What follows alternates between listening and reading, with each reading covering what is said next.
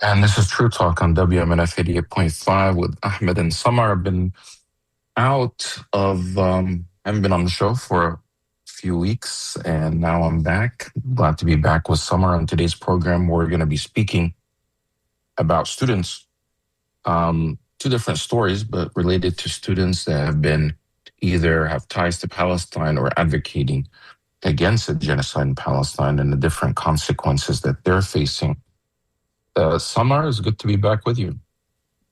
Ahmed, we missed you. Good to have you back. I hope you enjoyed your time off. Well deserved, I guess. Maybe we'll talk about it later on. But it's good to have you back, yeah, Ahmed. Thanks, Samar. Yeah, we will talk about it more, but first, we want to run this important story and tell you about this story, and we have a package about it.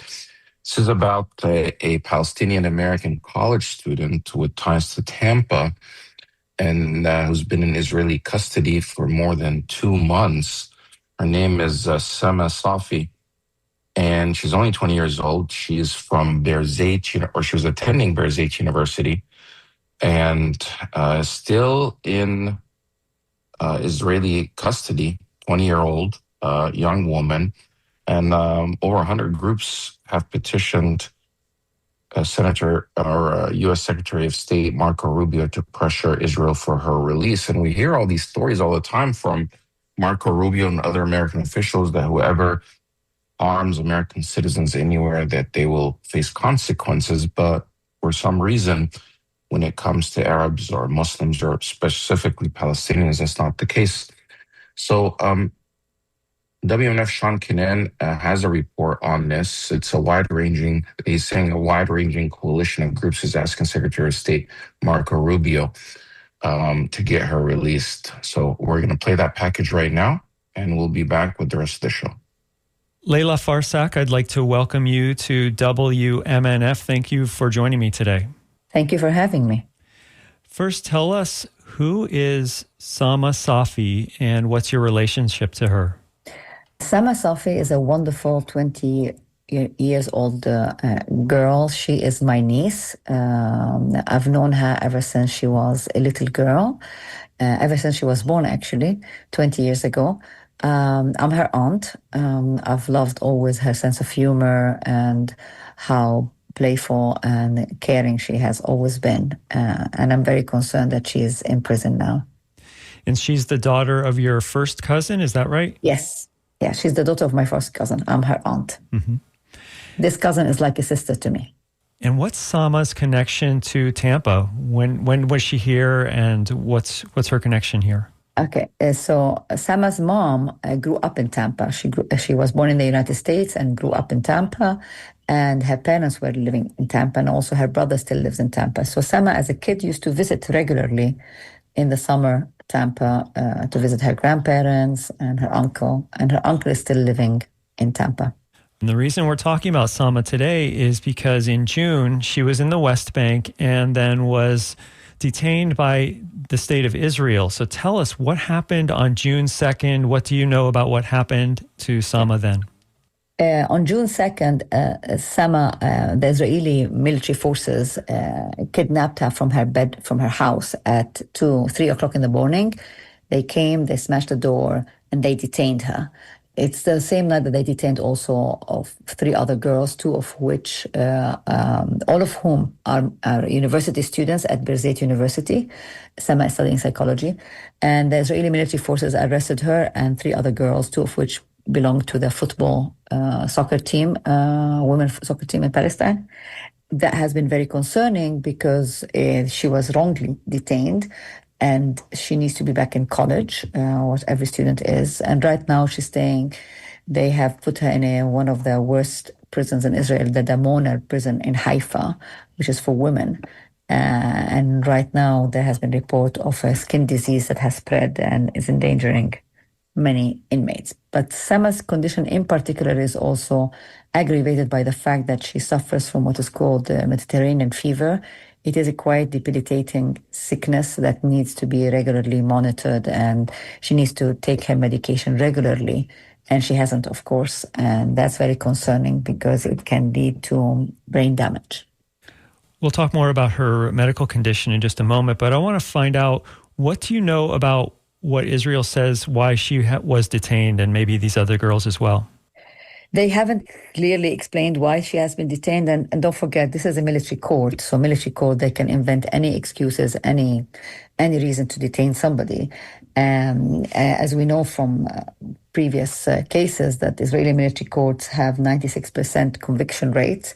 And it could be any reason from arbitrary detention, to any cause they can invent.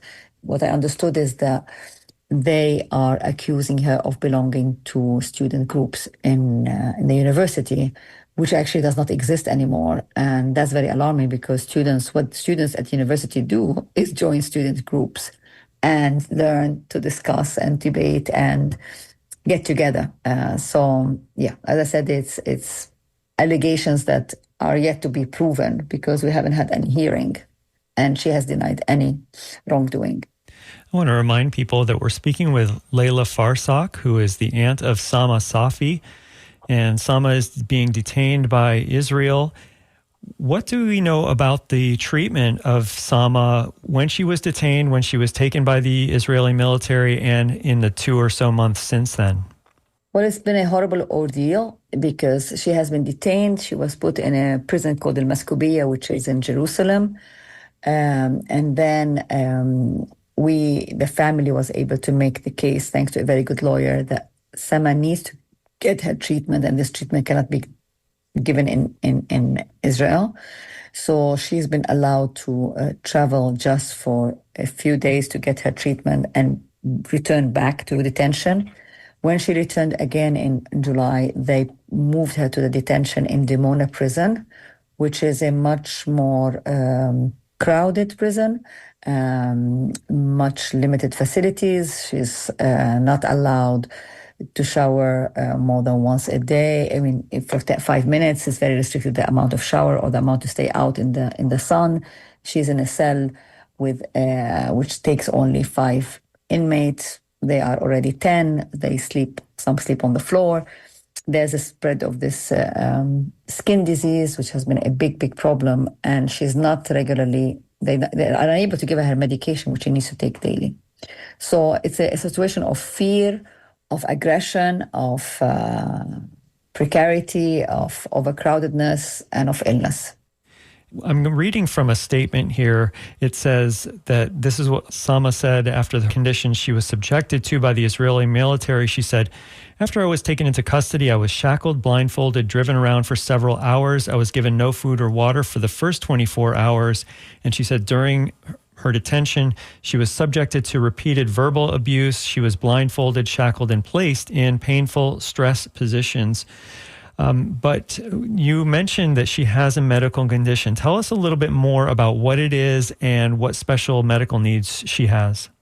She had something called the Mediterranean fever, and it's a condition whereby your body completely shuts down. It can impact your kidneys and your brain function.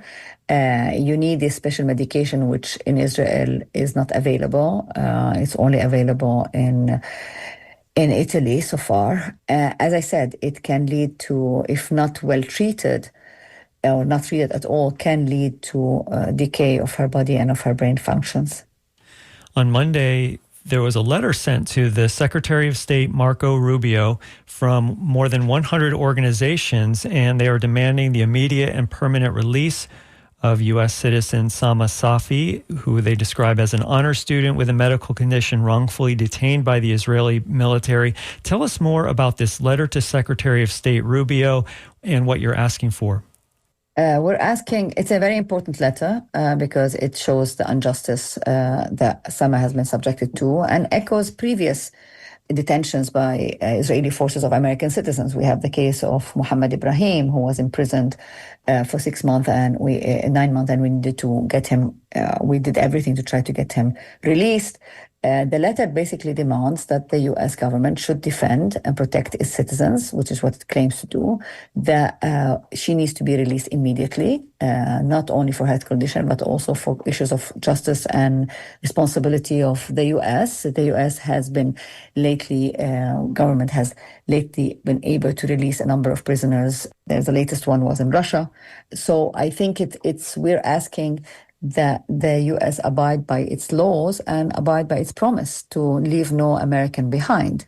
And I'd like to mention that this letter is also being joined by another letter sent by 21 senators to Foreign Secretary Rubio asking him to release off Samar, and very much concerned. These 21 senators very much concerned about the state of Americans who are living in Israel, their rights being violated, their land being taken, like the story of their houses being destroyed or being under siege, as we hear now from Qusra, and their life under threat without any due process or care. Give us an idea of some of the 102 organizations who signed this letter. CARE, the Council on American Islamic Relations, the Institute for Middle East Understanding. We have 143, which is Call for Water. We have the Lawyers Guild, if I'm not mistaken. So yeah, we have a number of organizations who are calling for her release. If people are interested in finding out more or to help the situation, what would you recommend if people want to find out more about Sama Safi? Please go and I mean, it's been on the web and it's been on the internet and social media, all over the social media, about Sama on Instagram, on EMEU. I would recommend that they check, and I would urge them to write to their senators. As I said to you, the pressure from senators is very important. Check out Senator von Hallam from Maryland, who has talked about her case a number of times, and ask the senators to bring back and release our American citizens from detention. Is there anything else that our audience should know before we end the interview? Yes, I would. I hope that we can put every pressure possible to release her. And I thank you very much for giving me this opportunity to talk about her case and inform the American public how many Americans are being denied their rights in Israel. Well, Layla Farsak, thank you for joining us on WMNF to talk about your niece, Sama Safi, who has spent time in Tampa growing up and is now being detained by the Israeli military. I'm Sean Canan, WMNF News Director. Thanks so much for your time. Thank you for having me. And that was Sean. Disturbing, Ahmed, to listen to what is happening to Americans in Israel and nothing is being done. And like I interrupted you, I think you were going to thank Sean for doing this very important interview. But, and yesterday, I think the father of Saifullah, who's also a Tampa resident and American, was killed by settlers, and the soldiers prevented the ambulance from reaching him, and he bled to death. A young, I'm not sure if he's 19 or 20.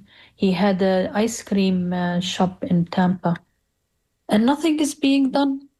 And before that, of course, Shireen Abu Aqla. I don't know what to say, Ahmed.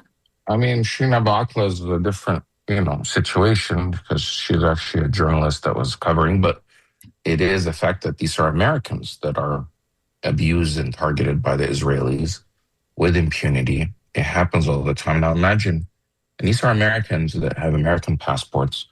America is Israel's basically biggest funder and ally, and without the United States, without the United States, Israel wouldn't really exist. That's not me saying it. That's multiple American officials, including Donald Trump.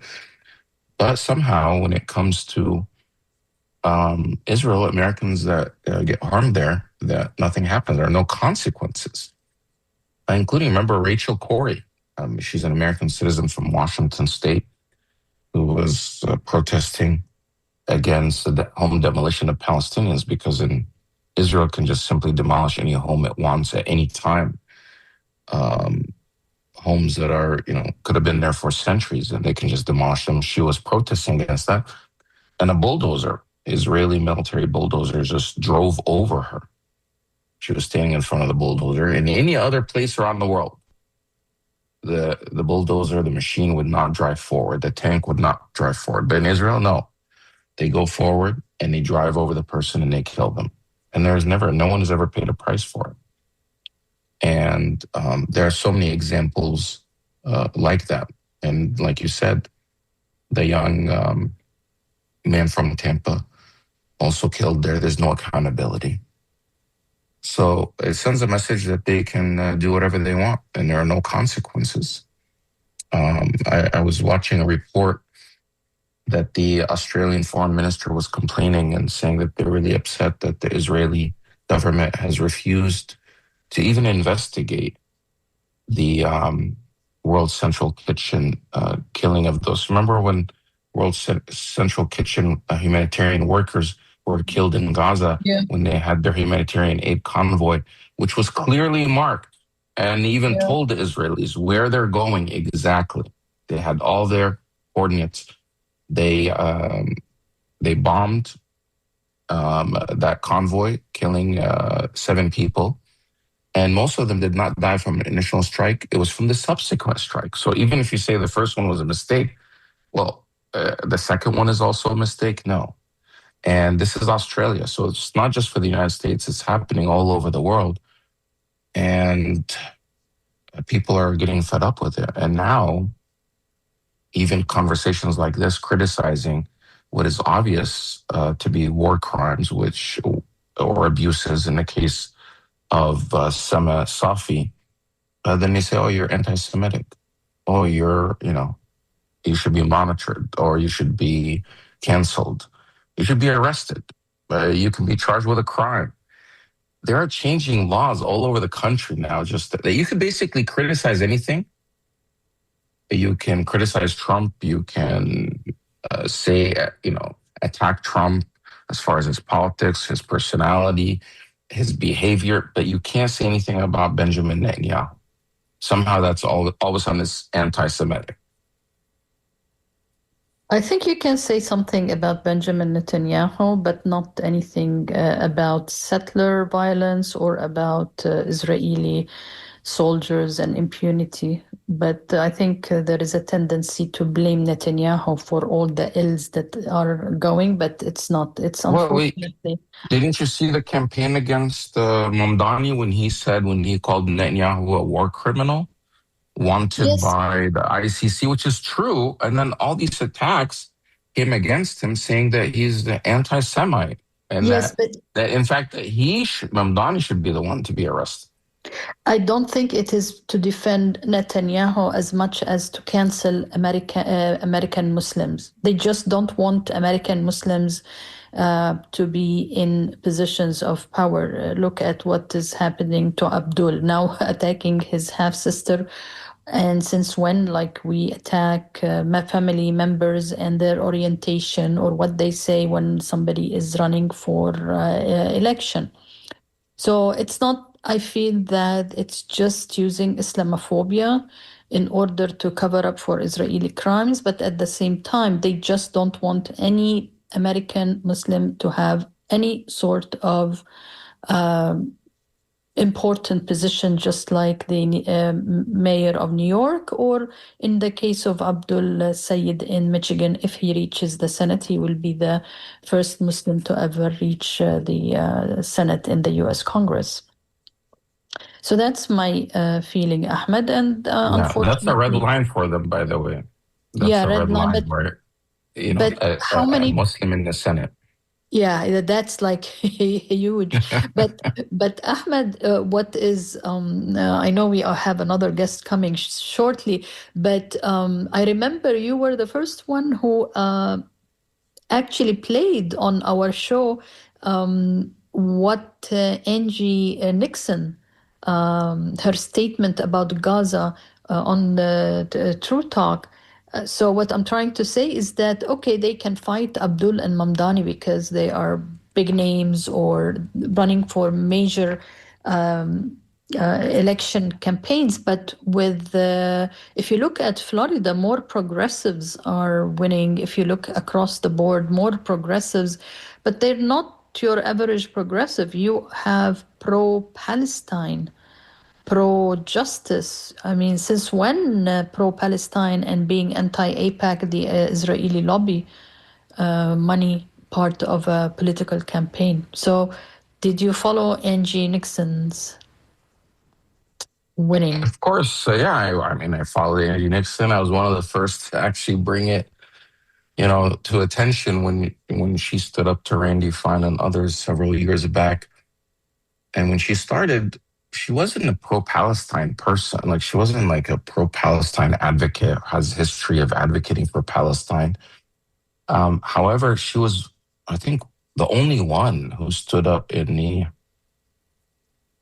the Florida legislature to oppose a very one-sided, very anti-Palestine, pro-genocide resolution that was trying to be pushed by the Florida legislatures, sponsored by Randy Fine, but supported by many Democrats. Randy Fine, who is, people argue is the most bigoted member in Congress, and all these Democrats and the Democratic leadership in Tallahassee were lining up behind him, him and his resolution that somehow, that they need to, continue to support what Israel is doing in Gaza, which everybody's recognizing as a genocide. And I remember one of the questions, Angie Nixon in her talk said, how many more babies have to die?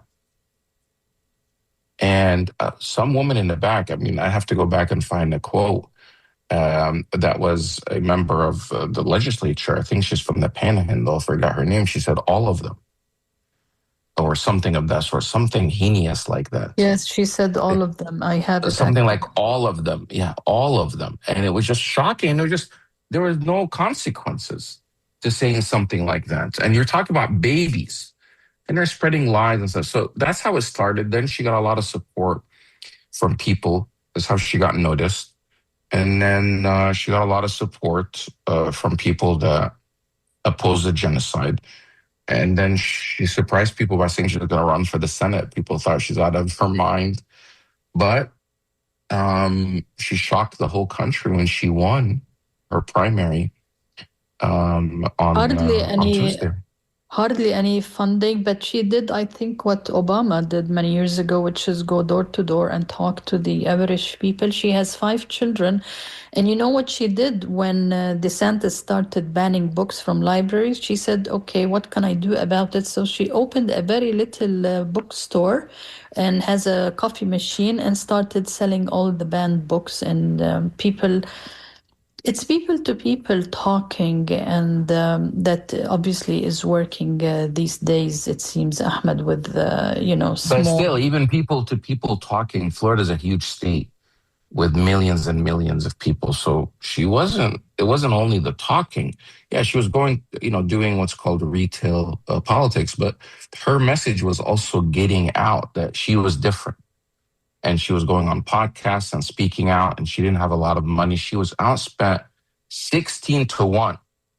Her opponent, who's an establishment figure, he's supported by all the establishment and the Democratic Party. She had hardly any support except some grassroots. But the difference was that she recently became part of the DSA, Democratic Socialists of America, and they went to work for her, spreading the message. And I think that was pivotal for her because they're becoming, very popular, especially among young people.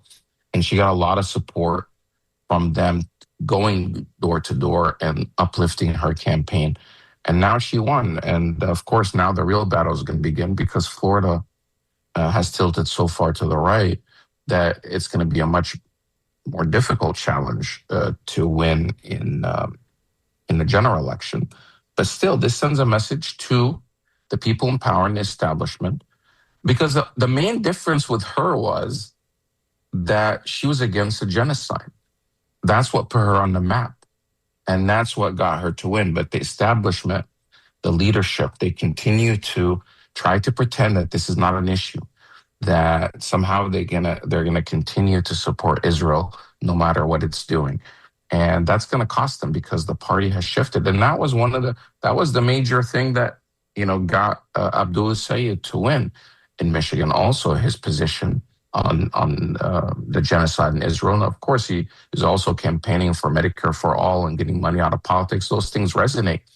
But the big difference is people recognize that the difference between him and his opponent, Stevens, who said, I dream of Israel, and Israel comes to me in my dreams.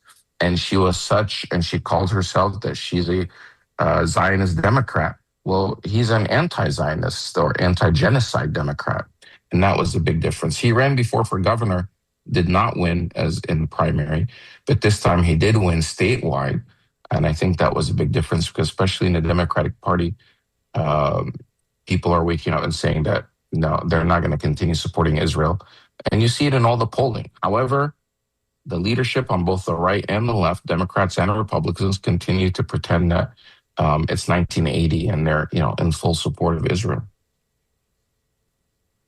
Yes, Ahmed, I think this November is going to be very, very interesting to watch and see what is going to happen. Actually, the whole world is watching because people really, if you go and read in different languages like you and I are able to, but people can't believe that one day Trump wants to take in New Zealand and the other day he wants to take the Hormuz Strait because sometimes he gets confused how to pronounce it.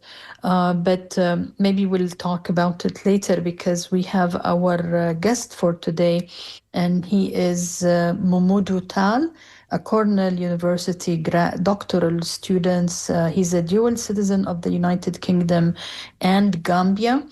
And he was pursuing his doctoral studies. I think he's been here since 2025. He has an F1 visa, but then the Gaza war started and then a genocide started, and Momondo, like many, many thousands and tens of thousands of students in U.S. colleges, started to disagree with U.S.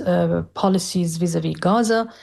And Momdou found himself at a very awkward position where he either stays and goes to prison or he leaves. So he's talking with us now via the internet, but not in the U.S.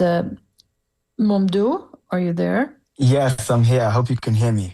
Yes, we can. And good to have you, Momudo, on True Talk. And I don't know where you are now and if you want to say where you are, but there has been a development with your case. But before we start, could you give us you are a doctorate student at Cornell University.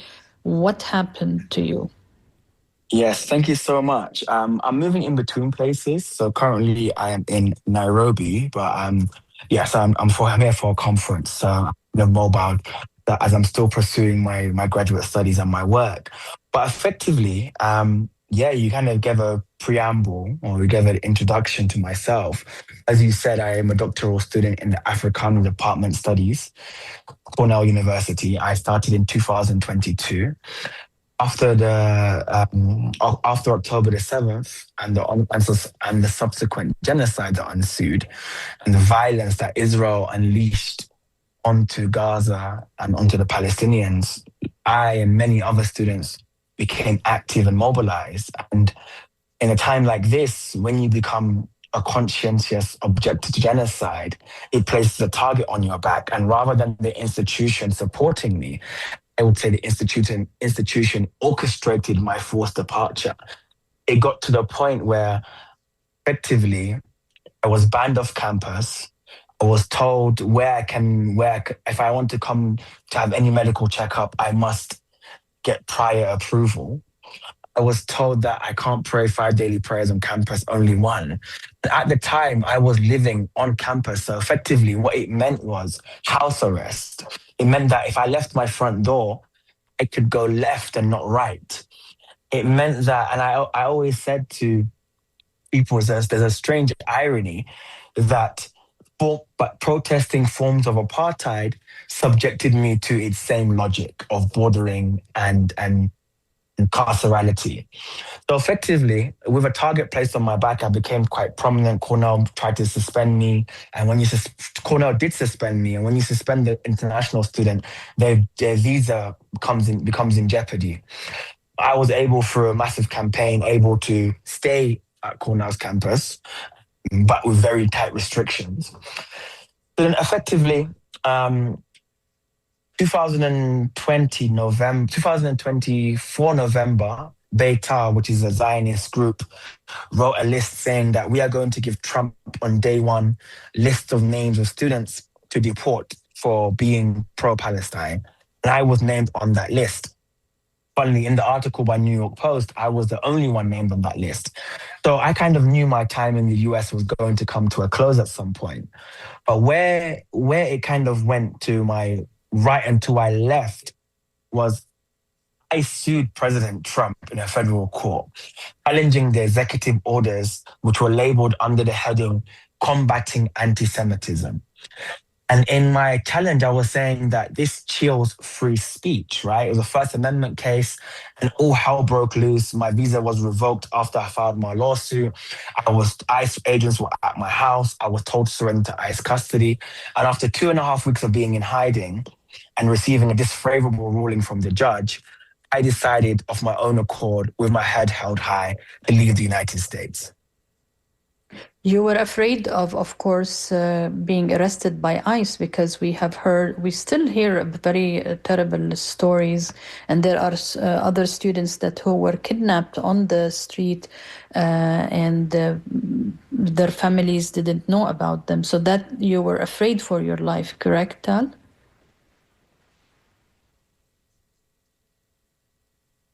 All forms of policing in the US is brutal, right?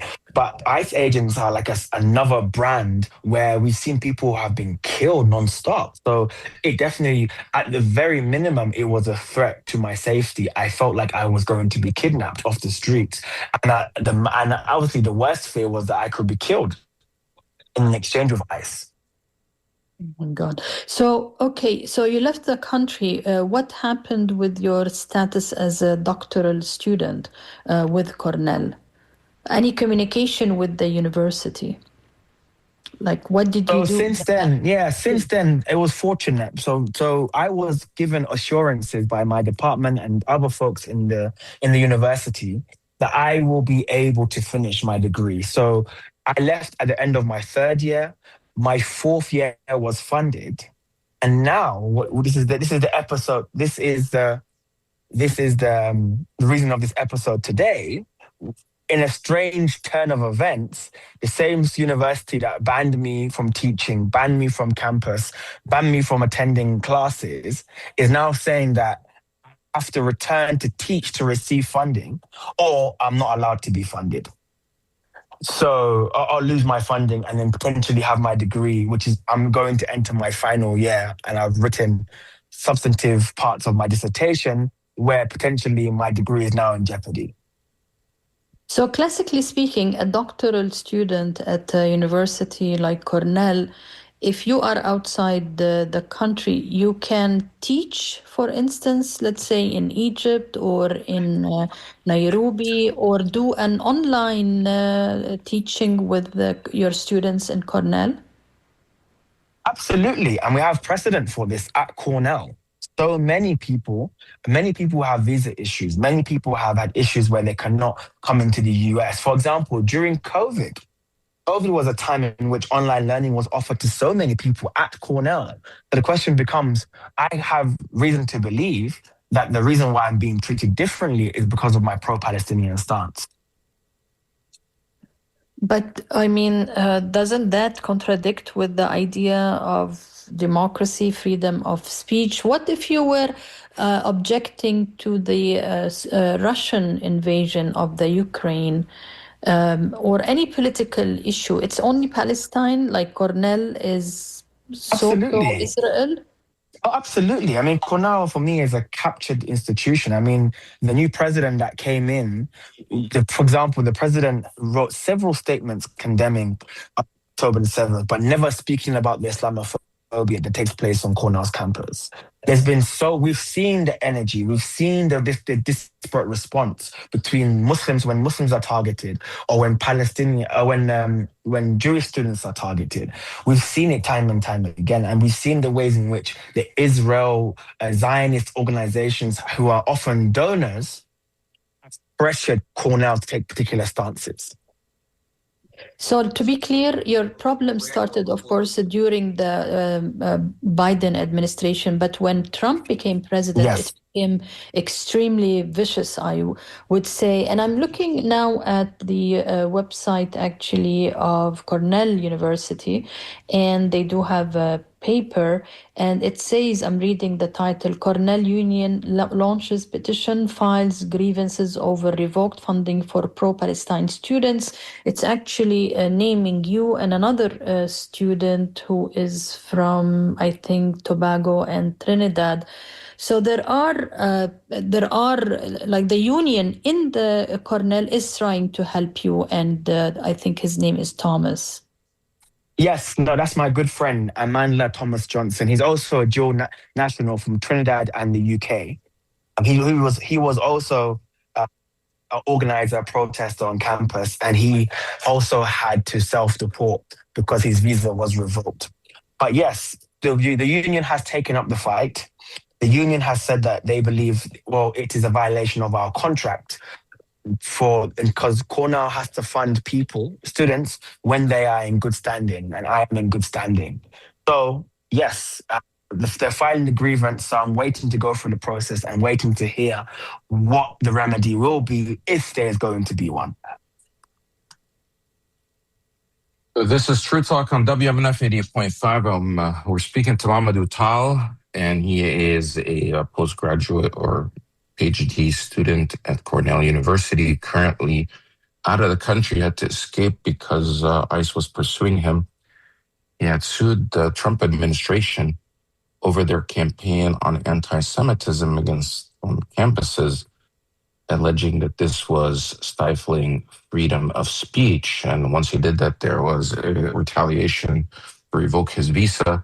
He's a UK citizen, and he hasn't been able to finish his PhD. And what you're saying is that Cornell is now asking you to return to the United States to do the teaching. Otherwise, you lose your funding. So it puts you in this predicament. Now, you mentioned a lot of this, Mamadou, escalated when a group, a radical pro-Israel group called Bedier US, said that they're going to hand a list of people over to the Trump administration that should be targeted, and you were named in that list, right? Yeah, absolutely. So and people can check this out, right? Just type in Beta New York Post, and I believe November 2024, they kind of proudly declared that Zionist group has collated a list of faculty and international students and international faculty to be delivered to Trump on day one of the inauguration, to be handed over for deportation, right? And in that New York Post article, I'm the only one that's named. Right. So now 2 years later, January 2026, that same radical group, Bedier US, agreed to shut down in New York its operations in New York following a civil rights investigation by the New York Attorney General, Letitia James.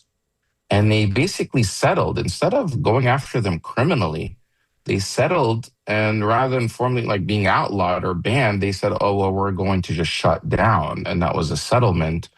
And they admitted to targeting activists, that they harassed Muslims, Arabs, Palestinians, and Jewish New Yorkers who supported Palestinian human rights. They admitted to this, and they admitted to intimidating tactics, and that members used facial recognition software to identify mass. So this group was so bad that they had to be shut down in New York. Yet this was the sole group that was going after pro-Palestine, or a lot of times they're just anti-genocide students and faculty. And you were the one that was mainly named by the New York Post. New York Post is obviously completely pro-Israel. So, is there any way? Does this give you any? Well, one, it seems like does it give you vindication that the group that was, after you was just is actually lying? And can you use that in your case to support your case to return to the United States? Yes, so there's a couple of things here. Absolutely, I feel vindicated. I think it's only what is coming to light is the truth that we already knew, right? But I'm glad it's seeing the light of day. So there is talk about, I don't want to preempt anything, but there is talk about using that as leverage in some capacity.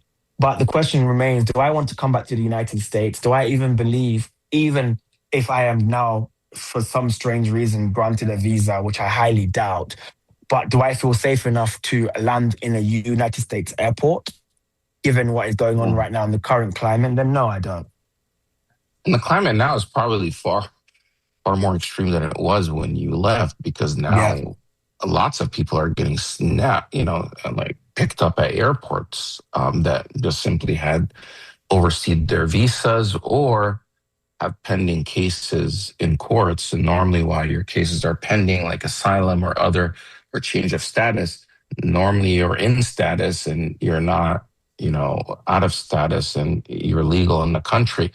Now, there's another incident that just happened in the last couple of days that also goes to support or about your case or your situation. That just a few days ago, a former Department of Justice civil rights attorney, Haley Van Aram, she filed this explosive whistleblower complaint alleging that the Trump administration's high-profile campus anti-Semitism investigations were politically motivated and, quote, pre-baked frame up, end quote. And this was disclosed to a congressional body, and Representative Jamie Raskin basically released this 25-page report, and she's basically determined or alleged she worked in that same department, said that these were predetermined outcomes, that the complaint basically alleges that federal officials pre-cooked the findings against Harvard, Brown, Columbia. It also mentions Cornell University by name, saying that these were fabricated in advance, and they were just looking for ways to prove their case that there wasn't anti-Semitism happening. And this is something that Samar and I had been talking about when we talked to a lot of students, saying, where's the anti-Semitism? And a lot of the responses was, well, Jewish students on campus didn't feel safe. And there wasn't any actual specific incidences on these campuses that one can point to where real anti-Semitism was happening. But this whistleblower is basically saying that this was all prefabricated. Did you see that report, and what was your reaction? Yeah, I think I've only seen that report vaguely about the anti-Semitic. It just happened. I mean, you should look it up. I mean, I would say, I think once again, it's only confirming what we already know to be true, right? Because we know that Title IX and there's so many anti-Semitism claims on campuses, but when you got into what is being perceived as anti-Semitism, it could be a Palestinian flag. And the conflation between Israel and Zionism, the conflation between Judaism and Zionism and that Israel and Judaism is a deliberate conflation, right? In order for folks to not even have the discussion or people be able to talk about the genocide without being charged with false claims of anti-Semitism. And that's happened time and time again. I was called an anti-Semite. So many professors I know were called anti-Semite, and they did nothing of the sort. All they did was speak up for pro-Palestinian rights. If you're just joining us, this is True Talk on WMNF 88.5 FM, and Ahmed Bedier, my co-host, who just got back from vacation.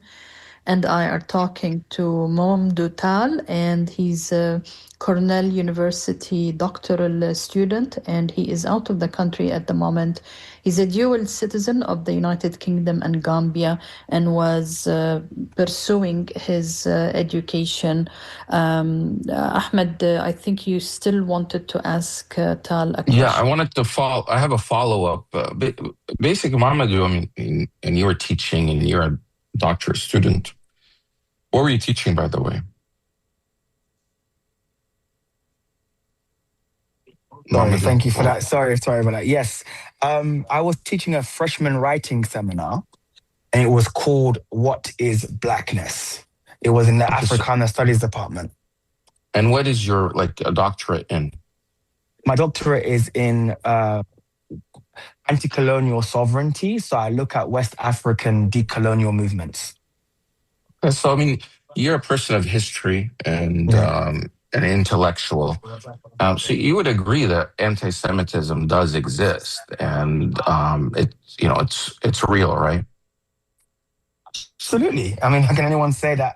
Anti-Semitism, like other forms of racism, exist, right? Islamophobia, anti-Semitism, anti-blackness, different forms of discrimination always exist, of course. And at times that anti-Semitism, reached such height that it, caused real violence and the Holocaust. And it's not like, you are someone who's going around saying there's no anti-Semitism.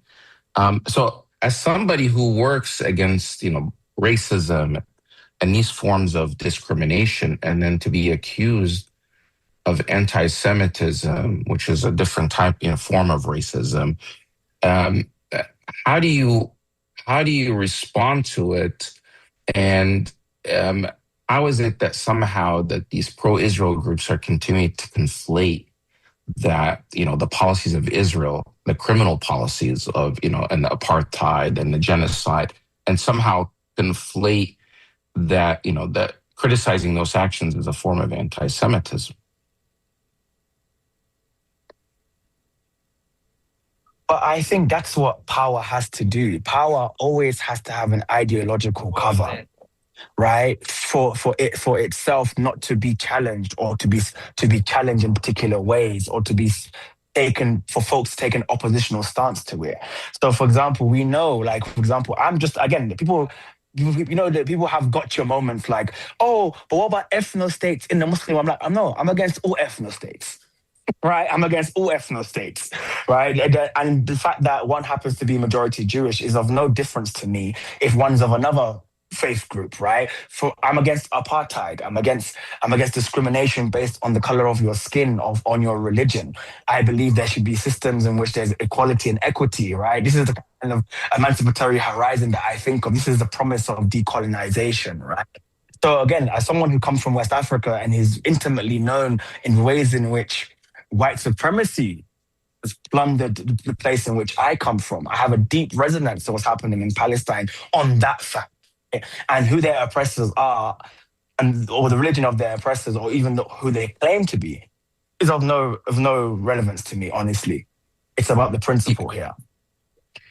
And this principle has now landed you basically out of your disrupting your life, away from your teaching, away from your PhD program, uprooted whatever plans you had. Do you regret what you did? Do you think maybe it would have been safer just to stay quiet or do activism in another way? Thank you for asking. And it's a resounding no. If anything, I'm actually ashamed. I think I didn't go hard enough for Palestine because genocide is still ongoing. How do you say that? Because what do you say to other people that are too afraid they're going to lose their job? They're too afraid to speak out. They're afraid of criticism. They're afraid of being targeted by their government. I mean, I feel like there are a lot of times I do meet people that may share some views, but they won't put anything online. They won't risk it. They're saying I don't want to get political. They have this attitude if I stay quiet, I'll be safer. But they weren't. That's the problem, right? That famous thing of first they came for the, and we all know the lines that we hear. It's a real thing. And I can give an example from the UK, right? A lot of the legislation that's being used right now to target so many people in the UK who are not Muslims first found a home during the logics of the war on terror. At the time, it was just targeting Muslims. No one thought that, okay, it's not going to be us. And now, once those laws are on the statute books, it then comes and targets everyone else because it's a form of control and repression within that a state will deploy. And again, I don't judge anybody. Everyone should be able to take and make a decision, a personal decision, at the level of risk that they're comfortable in. But I would say, and history attests to this, that the rights that we are enjoying today are because people risked something.